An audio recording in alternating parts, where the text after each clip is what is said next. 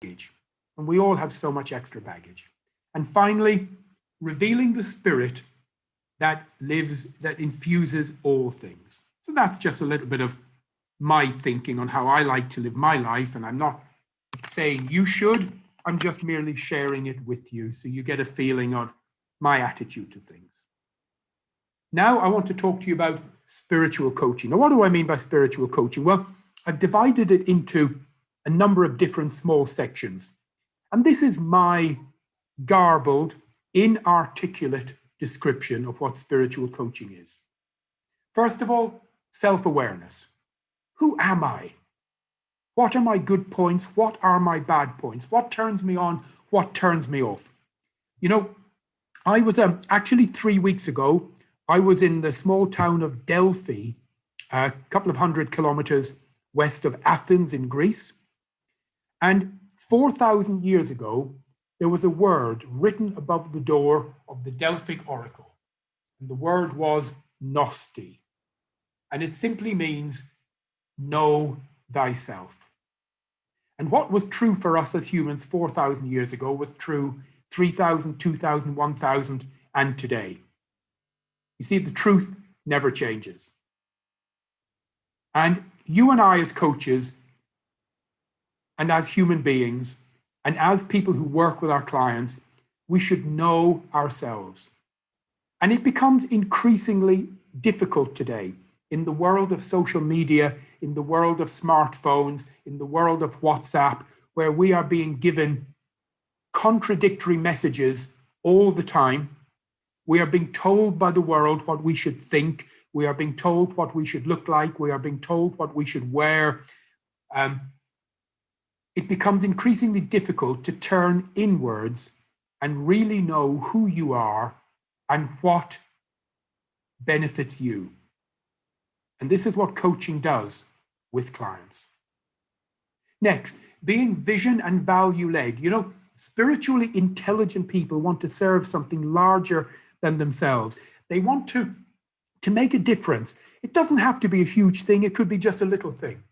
But they have a vision. They have a vision of somehow contributing, somehow making a difference. But they don't always know what that vision is and how to access it. And as coaches, one of the things we specialize in is helping people to look within and create their own vision of who they really are and who they could be. What they could see, what they could do, what they could achieve, what they could have, and more importantly, what they could leave, a legacy. Next, the capacity to face adversity and to use it constructively, to own my weakness, to learn from my mistakes. The word here is guilt. You know, we all do it. We all do it at some times. Something happens and we feel guilty about it. Maybe years go by and you forget, and suddenly you hear a song on the radio or a smell coming out of a restaurant, and it takes you back instantly to something in the past you feel guilty about. Well,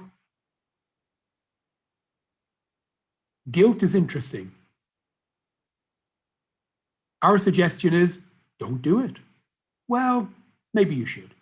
You see, it has a purpose. The purpose of guilt is to learn, to understand, to take the learnings from the Institute and to apply those learnings in your life now so that you move into the future in a positive way. What you should not do is just keep repeating the mistakes.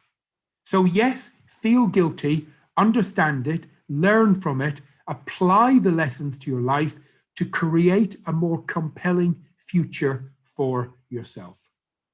And coaching teaches us how to do this. We have techniques just for this. Next, being holistic, seeing the connection between all things. You know, if people only knew how all human beings on this planet were so closely connected, they couldn't for 1 minute think of hurting another human being.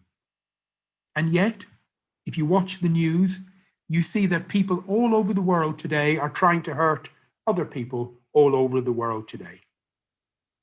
In coaching, we have a word for this. We call it a disconnect.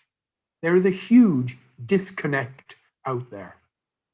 And coaching teaches us how to be connected. First of all, to be connected to yourself. You know, the truth is this: you can't love another human being unless you love yourself first. Now, in case you think I'm being crazy, when I say the word love, I don't mean looking in the mirror and thinking you look good. It's nothing about looks. Love is about caring and compassion for other people. And it's important that you care for yourself and you have acceptance for yourself. And only then can you care and accept and have compassion for other people. And coaching teaches us this. Next, tolerance and the celebration of diversity. You see, the person who is the same as me has nothing to teach me. It's the person who is different from me is really my teacher. And for those of you who know me well, you know that I just love to travel. I love to travel so much. And it's because of this. I love to meet different people, make friends all over the world, because it's the people who are different who really teach us the important lessons in life. And yet, there are some people all over the world who want to push people away, people who are different. Coaching teaches us to embrace our differences. Next, field independence. Standing against the crowd, another way of saying that is standing up for yourself. And it takes courage, it takes strength, it takes emotional stability and strength when the world is going in one direction and you want to go in the other. And when you say things that are against what the majority say or think or believe, fingers get pointed. And it takes a lot of courage. And coaching teaches us how to reach deep inside ourselves and find that courage. The courage to stand up for what we truly believe, the courage to say what we truly think. The ability and willingness to ask questions, to be concerned about the why of things. You see, we were all like this when we were children. We were all like this when we were very little boys and girls. We constantly asked our parents, why? We never stopped asking. And then we grew up. And there came a point in our lives where we made a decision, consciously or subconsciously, that it's easier to get along with people if you just go along. And in every culture, we have phrases like, don't rock the boat, don't make waves, don't be a troublemaker. So there's a great pressure out there for everyone to just go along and be the same. And coaching teaches us the importance of asking questions. And we would live in a different world today, ladies and gentlemen, if everyone had to be transparent about their reason for doing things. And next, harmlessness and compassion. Normally, you see the words humility and compassion joined together. In coaching, we talk about harmlessness and compassion. You see, the number one rule in coaching, numero uno, is do no harm. Never hurt another human being. And linked to that is compassion. The need and the importance to have compassion for everyone. Next, the ability to refrain from things. Now, what do I mean? In the world we live in today, we are surrounded by things that demand our attention. People spend hours every day watching television, watching soap operas, watching reality shows, and doing all this type of thing. And coaching teaches us to step away from that. You know, there's a great question you can ask yourself, a great coaching question, which is, how does this serve me? Or you could say, how does this benefit me? And the answer is, not very much. So coaching teaches us, and I use the expression all the time, look up and look out. Especially when I'm working with business owners who get totally caught up in their own business. I say, look up from your business and look out into the world. See what's coming. See what's out there. Will it help you? Will it hurt you? And as individuals, we need to look up and look out. Look out into the world and see what's coming. Is it going to help? Is it going to hurt? And what can we do? And finally, spontaneity and flexibility, freedom, the passion to be, to know, to play, to be free, the quality of living in the moment. This is my definition of spiritual coaching. And I'm going to share one more thing with you, and I'll show you the whole slide. I believe, and this is just my belief, ladies and gentlemen, I'm not teaching this to you, I'm not asking you to go along with this, I'm just sharing my feelings. I believe that people need three things. We need attention. Why?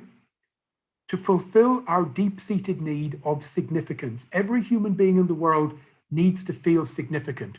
And it's okay to want a little bit of attention focused on you. There's nothing wrong with wanting just a little bit of attention sometimes. Next, appreciation. As human beings, we are worthy. And it's okay to want to feel appreciated for who you are and what you do. Even if it's something small, like cooking a meal or doing something small at work, it's important that we show appreciation to everyone around us. And finally, we need affection. But I don't really mean affection. What I really mean is love. The only problem is it throws out my AAA formula: attention, appreciation, affection. But we need love, and everyone needs it. And this is one of the greatest things in the world to do with coaching. Coaching teaches us how to love our clients and how to love working with them and how to help them achieve everything they want in the world today. So there we go, ladies and gentlemen. That's what I wanted to cover with you today. I'll stop my share. I'll put my camera back on.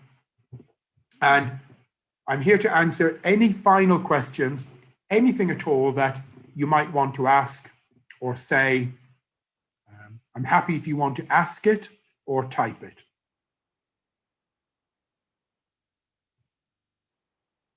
While I am waiting for that, we're all very approachable here in Noble Manhattan. I might be the CEO of a multinational, but if any of you ever wanted to connect on LinkedIn, I would be very happy. I would be delighted. So you would only ever have to request and we would accept. From Priya, she asks, can we do it in an accelerated format? I'm guessing you mean the coach training. The answer is yes. Priya, the course itself is 350 hours of training. The average person takes 6 to 12 months. The fastest anyone has ever done it was a lady called Barbara. She broke the record. She went crazy. She did it in 3.5 months. She went like a woman possessed. But we also allow people to take longer. You can stretch it out, take 12 months, 14, 16, 18.